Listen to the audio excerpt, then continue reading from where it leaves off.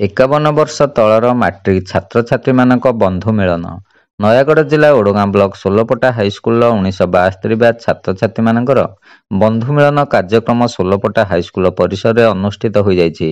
1964 ମସିହାରେ ପ୍ରତିଷ୍ଠିତ ଏହି ହାଇସ୍କୁଲର 1972 ମସିହାର ପଞ୍ଚମ ବ୍ୟାଚ୍ ଛାତ୍ରଛାତ୍ରୀମାନଙ୍କ ବନ୍ଧୁ ମିଳନ କାର୍ଯ୍ୟକ୍ରମ ପ୍ରାକ୍ତନ ଛାତ୍ର ସନ୍ତୋଷ କୁମାର ନାୟକଙ୍କ ତତ୍ତ୍ୱାବଧାନରେ ଆୟୋଜିତ ହୋଇଥିଲା। ଏହି କାର୍ଯ୍ୟକ୍ରମରେ ଷୋଲପଟା ହାଇସ୍କୁଲର ପ୍ରଧାନ ଶିକ୍ଷକ ଡକ୍ଟର ଗିରିଜା ଶଙ୍କର ମହାପାତ୍ରଙ୍କ ଅଧ୍ୟକ୍ଷତାରେ ଆୟୋଜିତ ଉତ୍ସବରେ ପ୍ରାକ୍ତନ ବିଜ୍ଞାନ ଶିକ୍ଷକ ନାରାୟଣ ମହାପାତ୍ର ମୁଖ୍ୟ ଅତିଥି, ପ୍ରାକ୍ତନ ଶିକ୍ଷକ ପୂର୍ଣ୍ଣଚନ୍ଦ୍ର ମହାପାତ୍ର ମୁଖ୍ୟ ବକ୍ତା, ଶିକ୍ଷାବିତ୍ ଦୀନବନ୍ଧୁ ମହାପାତ୍ର ସମ୍ମାନିତ ଅତିଥି, ଶିକ୍ଷକ ରବୀନ୍ଦ୍ର କୁମାର ମହାପାତ୍ର ପ୍ରଭୃତି ଉପସ୍ଥିତ ହୋଇ ପୁରାତନ ଶିକ୍ଷା ଓ ଛାତ୍ରଛାତ୍ରୀଙ୍କ ସମ୍ପର୍କରେ ଆଲୋକପାତ କରିଥିଲେ। ପ୍ରଥମେ ପ୍ରଭୁ ଶ୍ରୀ ଜଗନ୍ନାଥଙ୍କ ନିକଟରେ ଅତିଥିମାନଙ୍କ ଦ୍ୱାରା ପୁଷ୍ପ ଓ ପ୍ରଦୀପ ପ୍ରଜ୍ୱଳନ ସହିତ ଉଦ୍ଘାଟନ କରାଯାଇଥିଲା।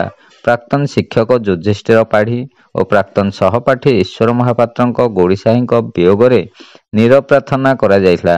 ପ୍ରାକ୍ତନ ଛାତ୍ର ଅର୍ଥନୈତିକ କବି ଡକ୍ଟର ସର୍ବେଶ୍ୱର ମହାପାତ୍ର ତତ୍କାଳୀନ ବିଦ୍ୟାଳୟର ପରିସ୍ଥିତି ଓ ଛାତ୍ରଛାତ୍ରୀମାନଙ୍କ ସମ୍ପର୍କରେ ବିଷୟରେ ବକ୍ତବ୍ୟ ପ୍ରଦାନ କରିଥିଲେ।